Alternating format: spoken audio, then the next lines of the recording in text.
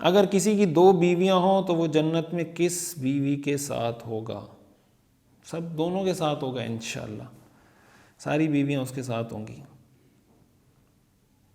میری نظر سے ایسی کوئی حدیث نہیں گزری کسی روایت میں اس کی کوئی وضاحت اور تفصیل موجود ہو۔ اللہ تعالیٰ ہی بہتر جانتے ہیں کہ وہ اللہ تعالیٰ اس کو کس کے ساتھ رکھنا چاہتے ہیں۔ اس میں بہت ساری چیزوں کا، جیسے بیوہ کے بارے میں آتا ہے کہ بیوہ اگر شوہر کے جانے کے بعد شادی کر لیتی ہے تو وہ آخرت میں کس شوہر کے ساتھ ہوگی، پہلے کے ساتھ یا دوسرے کے ساتھ؟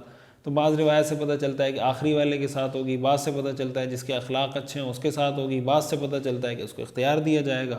ہو سکتا ہے بیوی کے بارے میں بھی یہی معاملہ ہو، واللہ اعلم۔ مفتی صاحب میرا سوال یہ ہے کہ کیا مرد اپنی بیوی کو غسل و جنازے کو کندھا دے سکتا ہے اور قبر میں اتار سکتا ہے؟ قرآن و حدیث کی روشنی میں رہنمائی فرمائیں۔ تنویر عالم، اتر پردیش انڈیا سے۔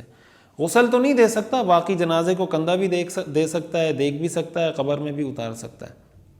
غسل کسی عورت سے دلوایا جائے۔ کیا خطبے کے بغیر نکاح ہو جائے گا؟ نکاح تو خطبے کے بغیر بھی ہو جاتا ہے، نکاح ایجاب و قبول کا نام ہے۔ گواہوں کی موجودگی میں ایجاب و قبول ہو جائے تو نکاح ہو جاتا ہے، لیکن سنت کے خلاف ہے۔ سنت طریقہ یہی ہے کہ خطبہ پڑھا جائے، اس کے بعد نکاح کیا جائے۔ میں محمد الیاس، پرنس گوگاواں، انڈیا سے۔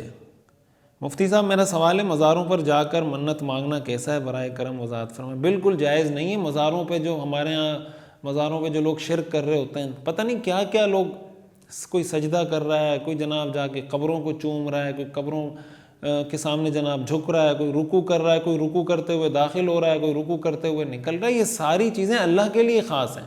وہ قبر میں پڑا ہوا مردہ تو جناب اپنا کچھ نہیں کر سکتا، تو آپ کو کیا دے گا؟ وہ خود آپ کا محتاج ہے کہ آپ کوئی سورہ فاتحہ پڑھ کر ایصال ثواب کر دیں، کوئی 10 روپے صدقہ کر کے اس کو ایصال ثواب کریں، وہ آپ کا محتاج ہے۔ آپ اس سے مانگنے جا رہے ہیں تو بھائی مانگنا صرف اللہ سے ہی ہے۔ نظر و نیاز، منتی صرف اللہ کے نام کی ہوتی ہے اور کسی کے نام کی نہیں ہوتی۔ آپ کو لوگ بے وقوف بناتے ہیں، وہ جو مجاور ہوتے ہیں بس ان کا کاروبار چل رہا ہوتا ہے۔ اتنے پیسے آپ کسی ایسے خیر کے کام میں لگا دیں جو صدقہ جاریہ بن جائے، کوئی نیک کام ہو، دنیا اور آخرت آپ کی اچھی ہو جائے گی۔ میرا نام محمد سدیس ہے، توتی گڑی امازئی سے ہوں۔ مفتی صاحب اگر مقتدی امام کے ساتھ قاعدہ اولیٰ میں شامل ہو جائے اور مقتدی کے شامل ہوتے ہی امام میں تیسری رکعت کے لیے اٹھ کھڑا ہو اور مقتدی کے اتحیات پوری کرنے سے پہلے امام دوبارہ رکوع میں چلا جائے تو اس صورت میں کیا کرنا چاہیے؟ دیکھیں، آپ اتحیات پوری کریں اور جب کھڑے ہوں، جب امام رکوع میں گیا ہے تو آپ تھوڑی دیر کے لیے کھڑے ہو جائیں، اتنی دیر جتنی دیر میں سبحان ربی العظیم یا سبحان اللہ 3 دفعہ پڑھا جاتا ہے، قیام آپ کا ہو جائے، ٹھیک ہے؟ اور اس کے بعد پھر آپ رکوع میں چلے جائیں۔ کیا نکاح کے بعد اپنی منگیتر سے مل سکتے ہیں یا فون پر بات کر سکتے ہیں؟ سمیع اللہ لانڈی کراچی سے۔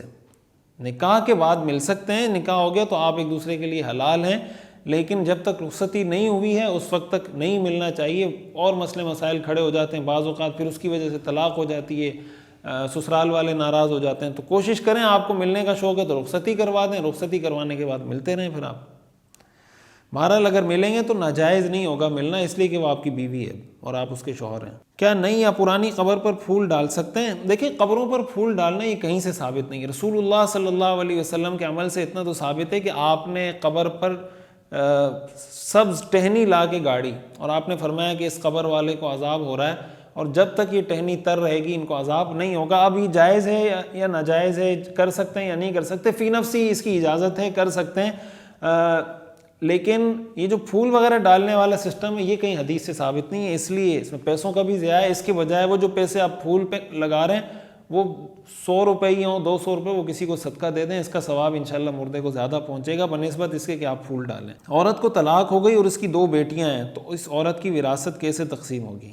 دیکھیں، وراثت تو اس وقت تقسیم ہوگی جب اس کا انتقال ہو جائے، اور انتقال ہونے کے بعد بھی یہ دیکھا جائے گا کہ اس کی وارث اور کون کون ہے۔ مثلا یہ 2 بیٹیاں ہیں، اس عورت کے والدین زندہ ہے یا نہیں زندہ، تو اگر والدین زندہ ہیں والدین کو بھی میراث میں حق ملے گا، بیٹیاں زندہ ہیں تو بیٹیوں کو بھی میراث میں حق ملے گا۔